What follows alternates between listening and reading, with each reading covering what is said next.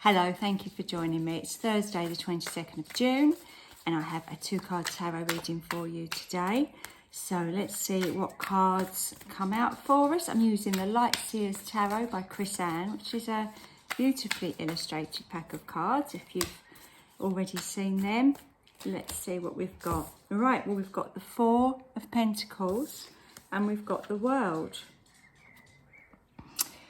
Okay, now this is very similar in my mind to what happened yesterday. We had the Two of Swords as the lady with the eyes covered and the two swords crossed, and then we had the High Priestess. We've got the Four of Pentacles here. Can you see she's got those pentacles in her purse? But then we've got the World card and we've got the very same colours on that beautiful dress. How many times have you wanted to buy something really lovely and stopped yourself because you was worried about the money? I'm just wondering if that purse has bought that dress. So the Four of Pentacles, now that is a card really where somebody is holding on to their money.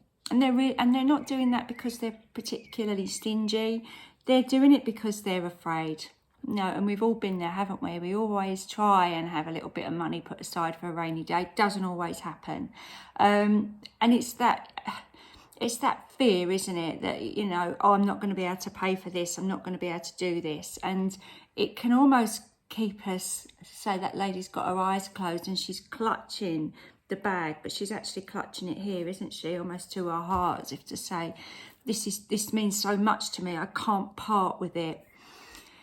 And I guess, you know, in this world where, you know, not everybody's got as much money as they would like, but then I suppose even millionaires want to have more, don't they? They keep working. I just feel that there's a smallness in that, and there's a lesson in that worrying about money isn't really going to make any difference at all. The more you worry, the more it just makes you feel bad. It doesn't actually change how much you've got in your purse, does it? Worry. So I feel if you've got any, I do feel this is to do with money, and I feel like, you know, sometimes you feel like you get your wages, don't you? And hand it out to everybody. As soon as it comes in, it goes out again. So we're all in that position to a certain extent, but we mustn't let it be the only part of our lives. We mustn't let it consume us.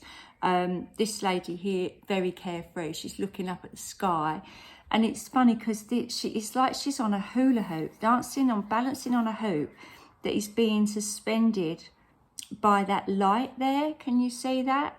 And she's kind of dancing in line with all the magical geometric signs of the universe. So she's very much being dangled there quite precariously, and looking up, laughing about it. She just looks happy about it. She's got that complete trust that everything's okay and everything's fine, and she's got this beautiful white light behind her. What a contrast to this lady here who's, you know, not even looking at anything. She's just completely consumed with really, you know, internally with what's kind of going on in her external world. But out of the two of them, I would say this person looks like she's in a more dangerous position, doesn't she? This one's in a quite solid position, actually. She's, you know, sitting quite carefully in the confines of a, looks like that's the balcony of something. So she's sitting somewhere quite solid and safe. I guess there's an element here of sometimes you just have to take a few risks, or sometimes you just have to trust that everything's okay and that there is a little light shining down from the universe. And even when really rubbish things happen and you have to spend money that you don't want to spend, it comes back later on in life, you know, it really does.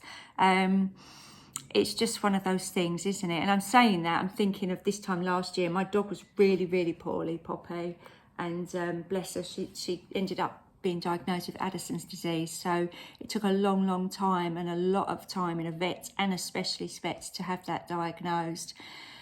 And, you know, I was spending a lot of money, a lot of money, 5-figure sum at the end in the vet. And, you know, it all went on a credit card. And then 2 days later, I got some inheritance release from the solicitor from my nan who'd passed away a couple of years before. So all that money that I'd had to spend got replenished, and it was just very, very grateful. It was like somebody was looking over me and knowing that everything was going to be okay. And I just think if you've got that thought within your heart, then when bad things happen, good things follow, and you can see the connection. You can see that there's somebody up there looking over you, looking out for you and making things okay. So I just kind of want to say that because I feel it can be very flippant to go, oh, you shouldn't worry about money, because we all have to worry about money on some level or another. And sometimes people are going through really hard stuff. So, you know, I just wanted to put it out there that we've all been there, but actually, if you look at, you know, if you try and look at it with an open heart rather than an anxious heart, you do find that in some ways you do get things replenished. So, you know, I mean, obviously I was very lucky to get that money, but I did feel like that was my nan smiling down on me, looking after my little puppy dog. And there is someone smiling down on everyone. And I just feel like this lady here knows that. And the ones that know it live a lighter, happier, freer life than the ones that close their eyes to it and just don't want to know and just want to struggle on their own. So there's quite a deep message there. And I hope that has really resonated with you, and sending lots of love to you all. And I will be back again tomorrow with another reading. So please do join me then. Okay, bye for now.